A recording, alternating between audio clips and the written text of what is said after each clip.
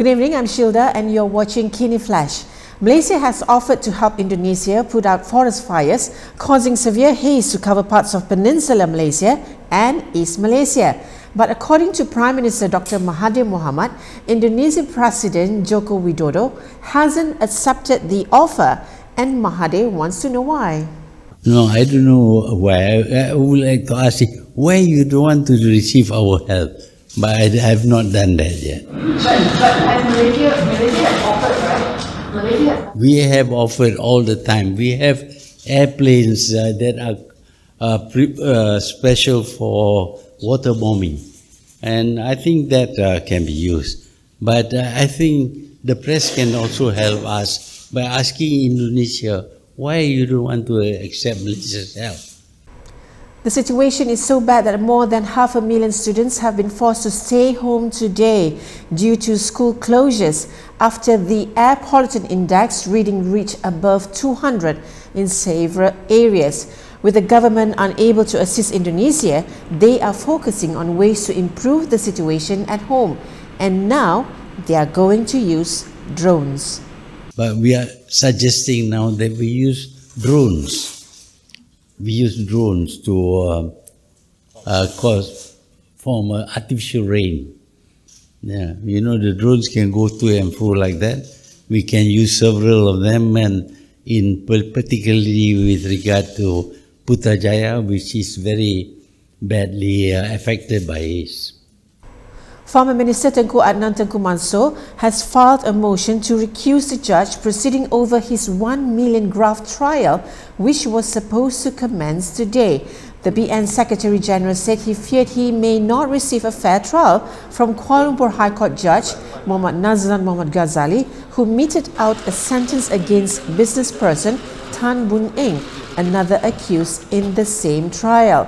When he was surrounded by reporters this morning, he did appear to be a little camera shy. Masa apa lagi masuk ke tengah kapal? Senyum je, senyum je. Tak apa, tak ada masalah. Hi, Jamil, how are you? You're okay? Communication and Multimedia Minister Gobind Singh Dio says he is waiting for a comprehensive report to be completed on the Malindo Airways passenger data leak. Maklumat tersebut ada dalam pengetahuan kita dan saya telah pun minta untuk satu laporan diberikan kepada saya. Dan saya akan tunggu laporan tersebut sebelum saya membuat sebarang komen. Kerana saya rasa adalah penting untuk saya meneliti semua fakta sebelum saya membuat satu kenyataan berkenaan dengan perkara tersebut. Khususnya dalam keadaan di mana perkara tersebut dalam siasatan pada masa sekarang. Ya. Jadi saya akan buat satu kenyataan apabila saya menerima laporan lengkap berkenaan dengan perkara tersebut selepas daripada ini. Yesterday, the airline asked passengers to change their passwords for their other online services if it is the same one used for the airline's website. South China Morning Post reported that millions of passengers' details belonging to the airline had been leaked in a data breach. Malindo Air said it is investigating the matter and will also notify the various authorities, including Cybersecurity Malaysia, on the matter. It's the 10th day of the former Premier Najib Abdul Razak 1MDB criminal trial. Today, the High Court heard that Rosmah Mansor had spoken fondly of fugitive Jolo. During re-examination today, witness Amhari Effendi Nazaruddin made this conclusion based on the conversation he had with Rosmah. Amhari said when he met Rosmah at Sri Padana, she told him, quote, Jolo was very obliging, is he not? To which Amhari agreed.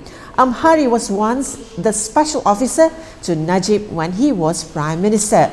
Lead prosecutor Gopal Sri Ram's line of questioning was aimed at debunking the defence team's strategy to paint Jolo as a master manipulator and trickster. For our first international headline, we head to the Middle East where tensions have remained high following the attack on a Saudi oil facility. Saudi Arabia's military held a media conference yesterday where they exhibited the twisted remains of what they claimed to be 18 unmanned aerial vehicles and 7 missiles that were used in the attack that struck Saudi's Aramco oil facilities over the weekend. The attack, which took out almost half of the Saudi oil output, sent Brent prices skyrocketing in the worst such attack since the Gulf War.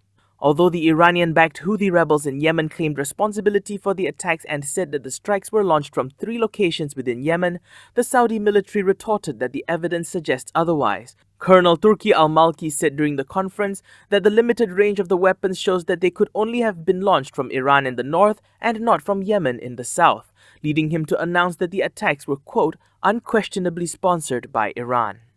If the Iranian regime and the IRGC, they are trying to hide any evidence from the component and with the technology, they are mistaken. We do have a lot of evidence against the IRGC, and we will provide it to the United Nations and through the right channel in according to the international law. Iranian President Hassan Rouhani has responded to the claims, saying that they want to, quote, impose maximum pressure on Iran through slander, before questioning who started the conflict and that Iran does not want conflict in the region.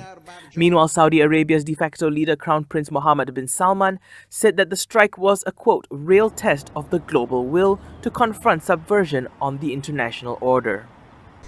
Well, is it just me or is it getting hot in here? This next story may be able to shed some light on that question. Wake up! This was the message that a global climate change movement, Fridays for Future, told a room full of US Democratic lawmakers and activists in a call for stronger measures to combat climate change. The individual who delivered this was 16-year-old Greta Thunberg, whose movement sparked a wave of weekly school walkouts to challenge the government of her homeland of Sweden to take climate action. She was one of 4 students invited to a joint hearing of the House Foreign Affairs Subcommittee on Europe, Eurasia, Energy and the Environment and the Select Committee on the Climate Crisis to provide the next generation's views on climate change. She also submitted a report at the hearing which outlined scientific research on climate change and the actions the government should take to address it. I don't want you to listen to me. I want you to listen to the scientists. And I want you to unite behind the science. And then I want you to take real action. Thunberg's words at the House of Representatives Ways and Means Committee room are not the first time she took a swing at the United States' stance on climate change. On Wednesday, she called the US the, quote, biggest carbon polluter in history and slammed them for being the only nation in the world that, quote, signaled with strong intention to leave the Paris Agreement because it was a bad deal for the United States. And here are several other news highlights from today.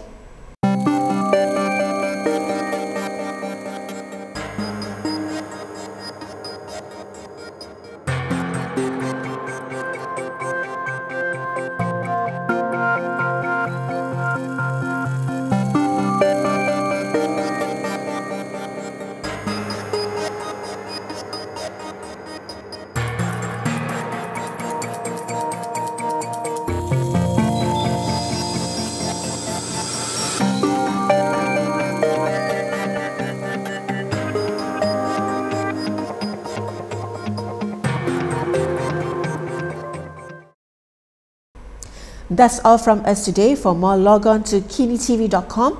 You can also follow us on Instagram, Twitter, YouTube and Facebook for the latest news. I'm Shilda Ismail. Thank you for watching.